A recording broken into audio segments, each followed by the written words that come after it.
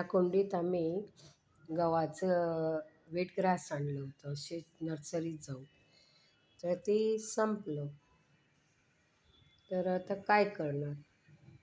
तर घरात माझी बाजरी होती आणलेली. ती बाजरी म्हणजे माती मी जरा व्यवस्थित हे करून घेतली. काडीने थोडं हलवलं पूर्णपणे. आणि ते आपल्याकडे एक इन्स्ट्रुमेंट आहे असं, म्हणजे माती खल्लून म्हणजे खोदून असं थोडं थोडं माती वेगळी करायची असते. तर ते मी सगळं मिक्सअप करून घेतलं आणि थोडं पाणी स्प्रिंकलिंग केलं आणि त्याच्यावर मग बाजरी घातली. अवघ्या 2-3-4 दिवसांनी बघा हे असं गवत निघालं आणि मोठं झालं तर त्याला खायला ते मजा येणार नाही, म्हणून मी हे असं केलेलं आहे. आता दिवसभर काय करतो ना, झोपून राहतो आणि रात्री मग जागा असतो. हे बघ, हे आता खातो आहे. ॲक्च्युअली आपण असे गहू पण उगवून त्याचे ग्रास खाल्लं ना, एकदम चांगलं असतं. जेवढं आपण खायला पाहिजे.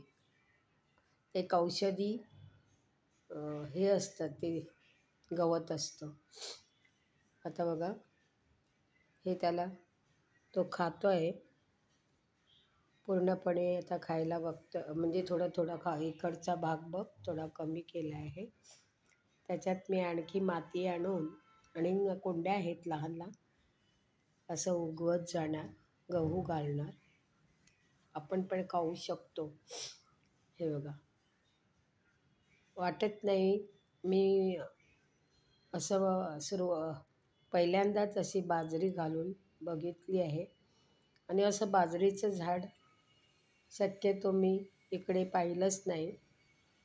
आणि असं आपण मोबाईलवर यूट्यूबवर फाइंड आउट करू शकतो. खा बाबू, बाबू खा. बघ ते गवत खातो आहे.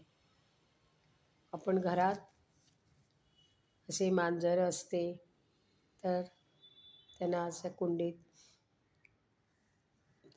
ते दुर्वा खातात. तर दुर्वा पण एकदा मी लावले होते. आता या जागेत थोडा प्रॉब्लेम पण होत आहे. दुर्वा पण आणून लावणार. एक त्यांचं औषधसारखं असतं, मग ते आवडीने खातात. आता त्याचं खाणं झालं. आता बघा आळस काढतो आहे. बाबू खाऊ झाला तुझा? हे बघ, आणि पण खायला बघतो आहे. हे बघ, हे खा, हा भाग खा, खा खा खा खा. मग त्याला कळतं.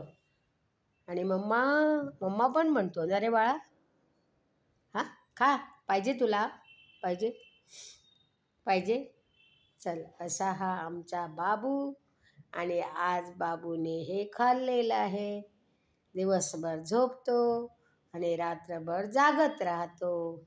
चला, हा जर व्हिडिओ तुम्हाला आवडला असेल तर तुम्ही लाईक करा, शेअर करा आणि योग्य तो कमेंट्स लिहा. धन्यवाद.